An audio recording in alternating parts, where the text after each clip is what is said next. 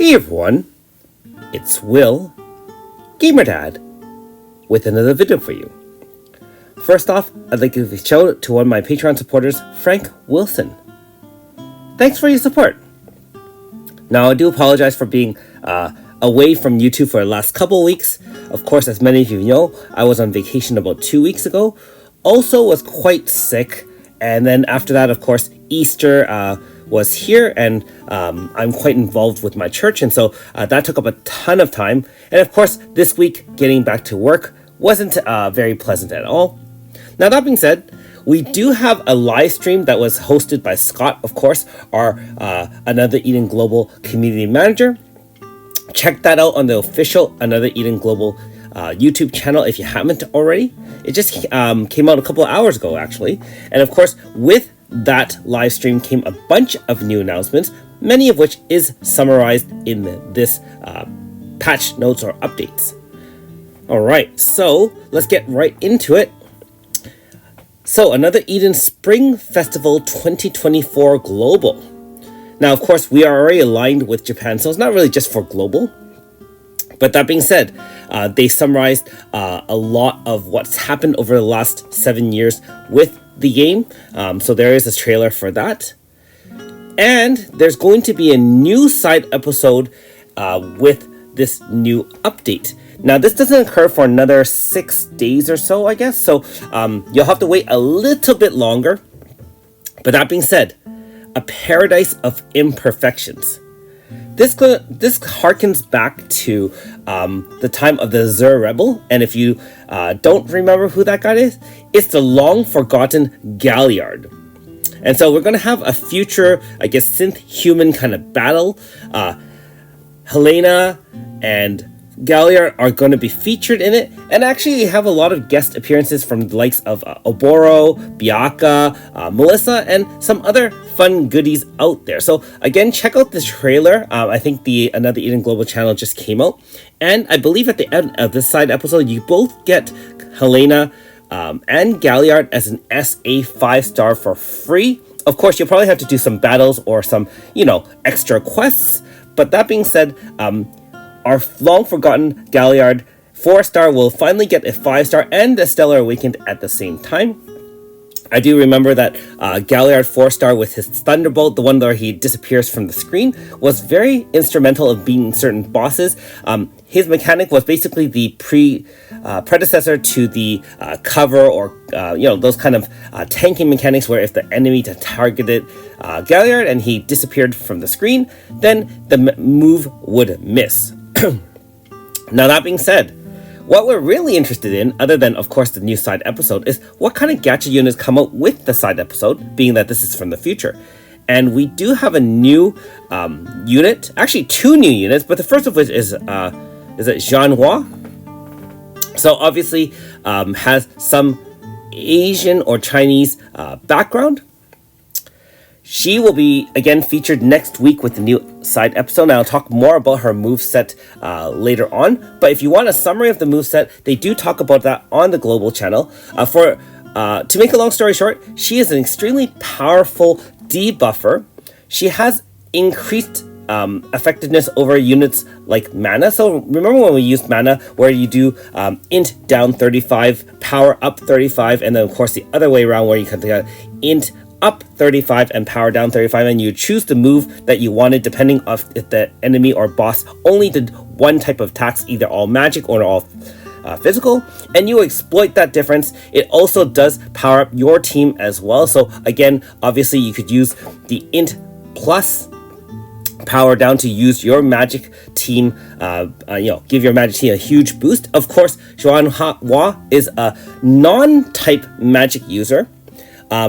I believe with the link ability, she can set zone and also awaken magic zone. And in awaken magic zone, she does a lot of cool buffs and stuff like that. She is an SA unit, of course. But however, her buffs are now int plus 50, power down 50.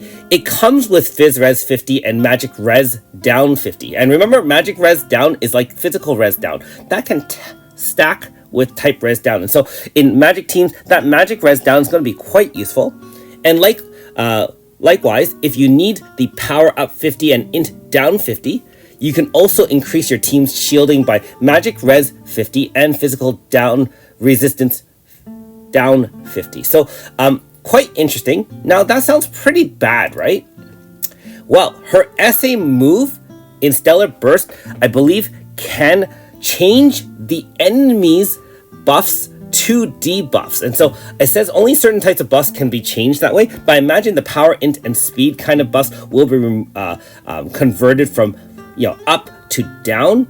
Of course, things like orbs and other kinds of buffs probably won't be affected, and of course statuses such as pain, poison, and things like that won't be affected as well. So, but that being said, you know that after HP stoppers, the bosses can put a lot of boosts on themselves, or in case of some more difficult manifest fights where after a certain point or they start boosting themselves crazily, if you save that Stellar Burst, you're going to invert or change those buffs to debuffs, and that lasts for 3 turns.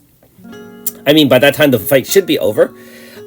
Also, she's like Eva in the fact that she can actually attack twice if the enemy has more than 50%. And with Stellar Burst, she can inflict exposed magic, which basically is a weak point magic on all turn enemies until turn end. At battle start, if she's Stellar Awakened, and she has her ability unlocked, which obviously is her Stellar Board, all staff allies gain magic damage up based on MP max, which is basically mental focus to start without using a move. I believe this is the first unit that can do this. And of course, it also can give staff units damage plus 50%. So she is an extremely powerful buffer and debuffer. And some of her moves also give barriers and other things like that. She can also give magic crit damage up 30% with a stellar move as well. So a lot of boosting. I'm not sure how powerful she will be. However, she does have this shared intelligence move at the based on her stellar, I believe, that battle start. She can kind of siphon or share the intelligence of her other units up front. And of course, she's best used in a magic team anyways. So you have lots of high int units. She will kind of steal from them and kind of add it to her own, increasing her own int, which actually scales off her main DPS move, which I believe can be boosted by up to 2,000 mod on top of her regular mod. So very, very powerful. And don't forget, as a non-type magic attacker, you know how powerful Colette is? Using Colette with Xianhua and of course some other sweet magic units such as Perfection and other things will make your magic team near invincible. And if you need some tanking, I'm sure you can find a tank for your magic team, so on and so forth. Very, very powerful, very, very neat design as well. And of course, they talk about some of the features within the side episode. This is a fan favorite of mine. For those who have been following my channel from the very beginning, Annabelle ES is about to arrive next week as well. Not sure how she ties into the Azure Rebel kind of storyline, because she's obviously from Antiquity. Actually, no, she's from Present, and of course Galliard and Helena and the rest of them are from the future. However, from what it looks like on the live stream, Annabelle ES will be a hybrid tank and attacker.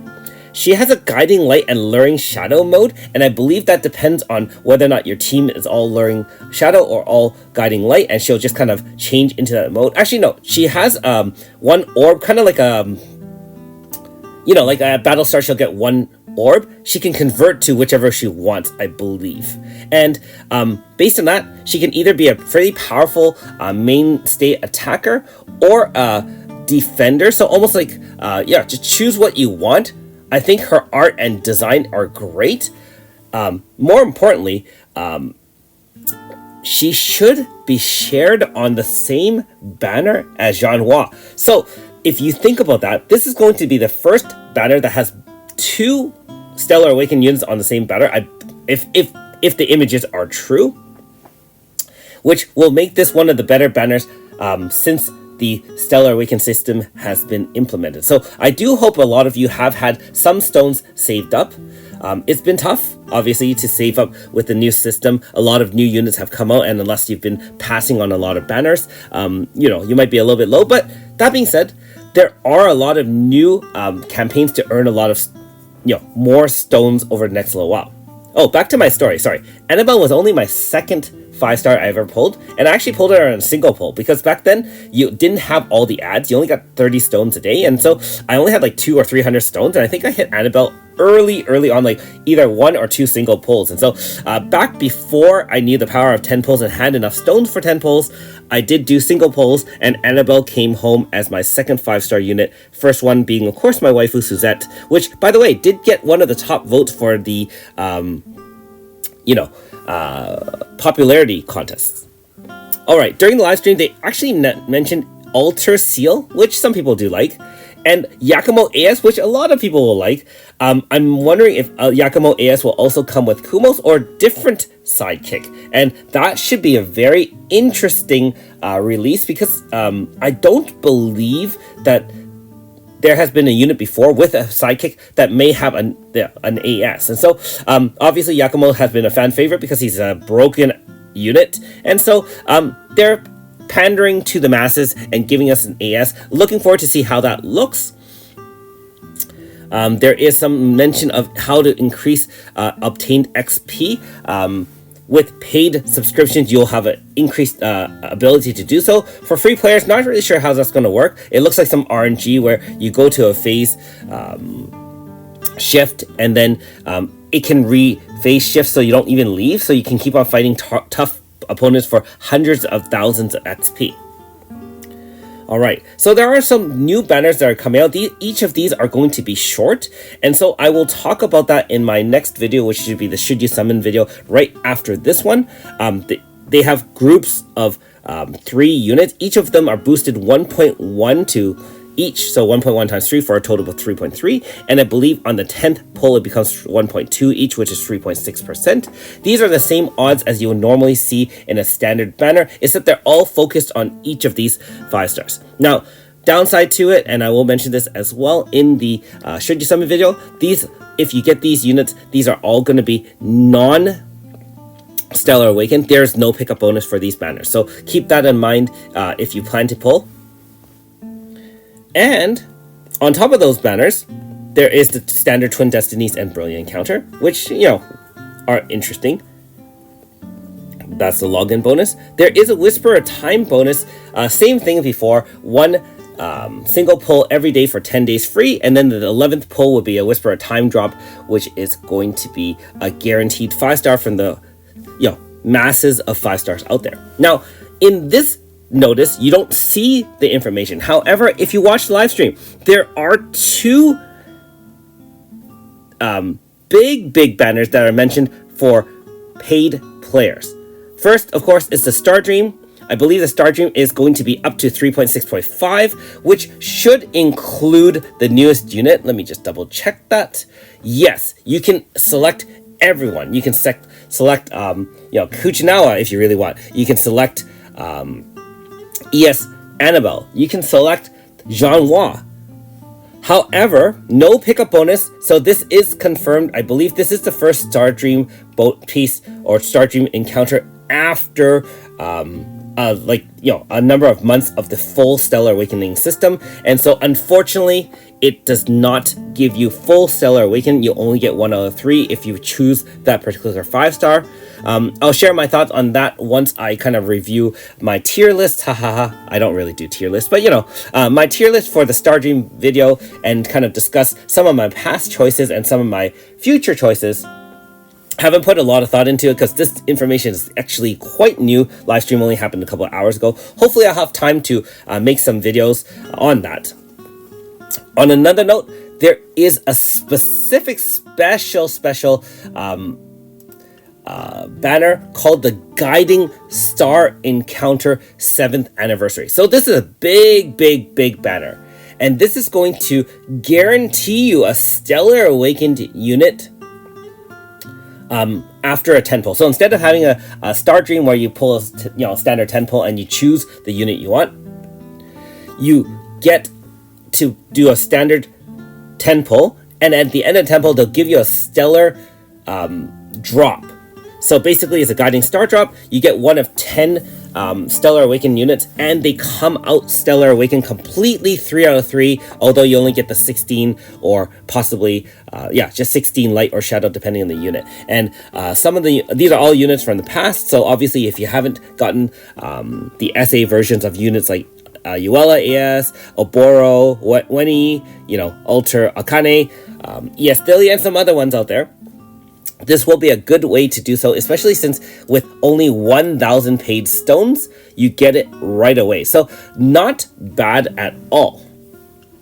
Alright, so let me know in the comments below what you thought about the live stream, what you thought about the information, and of course, how hyped you are for the Helena and Galliard side episode.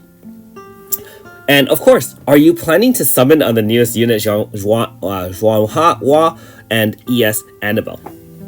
Now, first of all, quickly speaking, of course, I have not even started the new Rise Saga 3. I hope to get that done sometime in the next little while before the end of the month.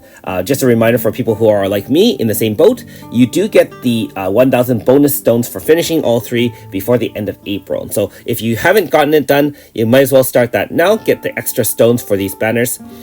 I think being that this is a double SA banner, I'll give it a shot. I don't have many stones, haven't had the greatest of luck, although I have had a lot of nice off-banner hits. Unfortunately, they're all 4.5 and 5-star regulars, and so the SA, the full pickup bonus did not apply to that. But that being said, this 2-for-1 seems awesome, and I have a soft spot for Annabelle, being that I've used her many times in my fights against multiple difficult super bosses. Some of the highlights would be the Ember Magic Dragon, Kudang. There's a lot of other fights where Annabelle or AS Annabelle has been a godsend for me. She was actually my only water zone setter for a long time as well. And of course, the fact that she can break zone was and still is an amazing ability, even though AS Annabelle, of course, has been power crept quite a bit. Anyways, we have a lot going for us coming up this year, of course, with another Eden, and of course, hopefully you are looking forward to the new episode. Thanks for watching. We'll see you next time.